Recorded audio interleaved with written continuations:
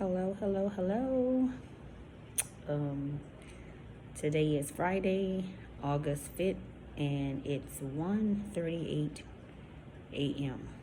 Um, I'm at my usual spot, work. Yeah. So, I have a new topic today. This one should be interesting. I know the first one was interesting, but this one should definitely be interesting as well. Um, what I want to discuss on this morning, this very early morning, is alone versus lonely. Yeah. There's a difference between being alone and being lonely. A lot of people don't quite get that, but hopefully by the end of this video, I've explained the difference between being alone and being lonely. First, I want to give you the definition of alone. Alone is having no one else present on one's own. Again, alone is having no one else present on one's own. Lonely is sad because one has no friends or company. Lonely is sad because one has no friends or company. So there's a difference between being alone and being lonely. This is where it gets interesting. Don't you know you can be in a room full of people and still be lonely? Think about that for a moment. You're in a room with hundreds, or maybe, depending on the size of the room and the occasion, 10, 20 people in the room, and you still feel lonely. Don't you know you can have someone sitting right next to you and still be alone? Yes. I'd rather be lonely and alone than alone and lonely. Now let me repeat that. So I'm going to slow it down so you can catch it. I'd rather be lonely and alone than alone and lonely. Now let me explain that. A lot of times we are in relationships that cause us to be alone. I know you're probably saying, what is she talking about? How can you be alone if you are with someone? You're preaching to the choir. Well, in the words of Pastor Jones, I'm glad you asked. Just because two people are in a relationship doesn't mean that both parties are present. Did you get that? Just because two people are in a relationship does not mean that both parties are present. You can be physically present, but not mentally, emotionally, or spiritually present. So you can be in a relationship with someone and it's more of a situationship. Is that what they call it these days? Situationships? Or more of a roommateship? Yes. Sometimes some of us have checked out long before the separation even takes place. We separate mentally first before physically. So yes, a lot of relationships, a lot of couples, a lot of marriages, people are together and it's just that they're together, but they're lacking everything else that holds them together. And what I mean by hold them together, where they're united as one, where they have companionship, communication, intimacy, all of those things that are needed to keep a relationship healthy and functioning. So a lot of people are in relationships, but they're still there physically, but they've mentally checked out long ago, before they even discuss separation, or before separation or maybe even divorce even takes place. But there's a gender role between male and female. And ladies, don't get offended. I'm just being honest. I'm just shedding some light on not only my life experiences, but the experiences of people that I know, that I'm close to, that have gone through relationship issues, have gone with not understanding or even knowing the difference between being alone and lonely. Because you can be by yourself and be single and be perfectly content that way. That doesn't mean that you're lonely. Just because you choose to be alone, you're not lonely. So let me explain the gender roles when it comes to checking out. Men, when they check out, it's usually physically first. Then they think about the mental after the damage is done. Not all men, I repeat, not all men. Let me make that clear. But a lot of men, when they check out, men check out. See, we are wired different. Men and women are not wired the same. Mentally, emotionally, physically. We're just not men. And they're just not women. So yes, men usually check out physically first. But women, on the other hand, we are planners. We will cross every T and dot every I before we exit. We have called up the whole crew, family members, friends, neighbors. We have everybody in on it except you. If we're planning on exiting a relationship or a marriage or anything, it's pre-planned.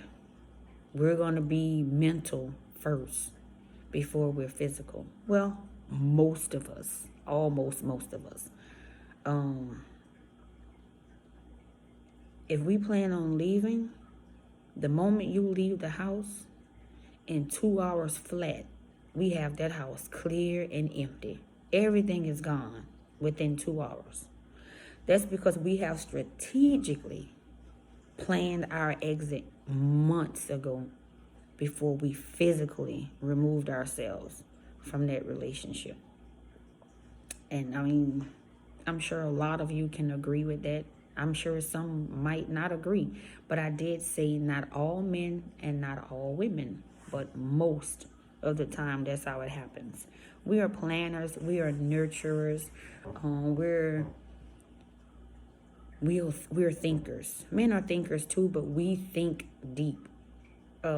Like I say, we are planners. We will plan things out, even if we have to plan them out in our heads or get a notebook and just write down or type in our notes in our phones, our plans from A to Z, what we're going to do. Men, sometimes they don't have time for all that. They like, I just need to get out of here. I'll figure it out once I'm gone. But us, 9 times out of 10, we're going to figure out our next move before we make our next move. Now, why this happens and why being alone while in a relationship even exists. So a lot of times we'll look at things as if this is what it is, this is what happened. But in order to stop history from repeating itself and breaking the cycle, we have to get to the root cause, the root problem of things in order to fix them or even solve them. It's just like a cancer. And cancer sucks. All cancer. If the doctor don't remove all of it and some is still left there, it's gonna grow. It has something to attach itself to. It's going to grow. It's going to continue to come back. It's not going to just leave. So the same things with problems in marriages and relationships. If we don't solve them from the root, then they will come back. They are still there. They were never solved. So let's try to figure out why this happens and why being alone while in a relationship even exists. One of three things. These are just my thoughts. I'm not a professional, but these are just my thoughts. One of three things: romance, finance, and communication. And sometimes it's a mixture of all three. We have learned how to romance in the beginning, but not throughout the marriage or the relationship. You have to keep dating, complimenting each other, keep enjoying each other daily, and never deprive. This is something that's really major that I had to learn. Yes, I had to learn this. Never deprive your partner of sex. That's a part of the relationship, the marriage. Hopefully you will consider being married before that, but I'm not here to judge. We've all fallen short of the glory of God. I myself have fallen short to that. But when you know better, you do better. The second thing is finance. You have no financial plan, secret accounts, and many people stash money on the side, whether it's in an old suitcase in the closet or underneath clothes in the drawer or underneath the dresser, period. I'm telling all the hiding spots. And you have horrible spending habits. You have a habit of spending money before you even get it. And or your priorities are not in order. Your bills come last and everything else comes first. So financial issues is a huge problem in relationships and marriages. Then most of you spend your money and expect others to help you pay your bills. That's not wise. That's not smart. And then you're borrowing money from people, and your spouse or your mate have no idea that you're even doing that. So yes, so that brings me to communication. This communication is what's needed from the very start. Without communication, there's no understanding, and there's definitely no peace. No understanding and no peace without communication. Without communication, you feel alone and lonely. In any relationship, you will feel alone and lonely without communication. Just imagine being in a home with someone. You're sharing that space with them. And it's been a day, 2 days, maybe even a week, and nobody's speaking. Nobody's talking. You're passing on each other, not saying a word. Someone asks you a question, the answer is You're in the same house, and instead of communicating verbally, you're texting each other because you don't want to talk. How peaceful is that? Your home should be a place where you can go and relax and unwind and be yourself and be comfortable. How can you be comfortable in a space like that when there is no peace? Relationships, marriages, or work. You need a system in place, a systematic system. Examples of what a system looks like or could look like, but of course everyone can set up their own system due to his or her own needs.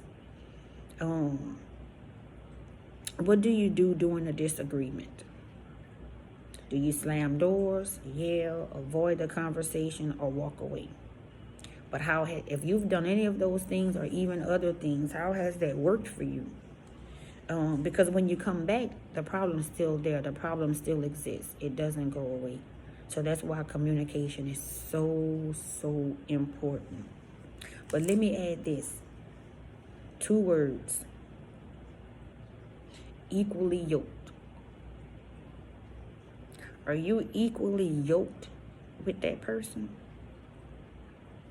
You have to ask yourself that. Are you compatible in other areas other than sex? Are y'all compatible? Can you have a fulfilling conversation? Can you spend some good quality time with that person without sex? Do y'all have the same beliefs? Do y'all both believe in Christ? How important is Christ to either one of you? Does Christ come first before you decide to do anything? So you have to ask all those questions, which those are questions that people don't usually ask. What type of person is she or he if you spend time with them? Most of the time, if you take sex away, you'll find out that you and that person really don't have that much in common, or nothing in common at all. By then you've moved in, maybe had kids, then you finally realize this isn't going to work. That's why it's important to allow yourself time to get to know someone at their best, worst, highs, and lows. How they act when under pressure, when they don't get what they want, when they're not happy or even angry. Those things are important because it gives you a better insight of that person's mental health, which is so important. Mental health is super, super important. Look, I didn't know all this before. I'm not perfect and not a relationship guru, but I've made mistakes that our Father has already paid for and washed me clean and made me whole. But I had to be willing to learn and be taught how to unlearn all the things that I had learned. So that's the first step.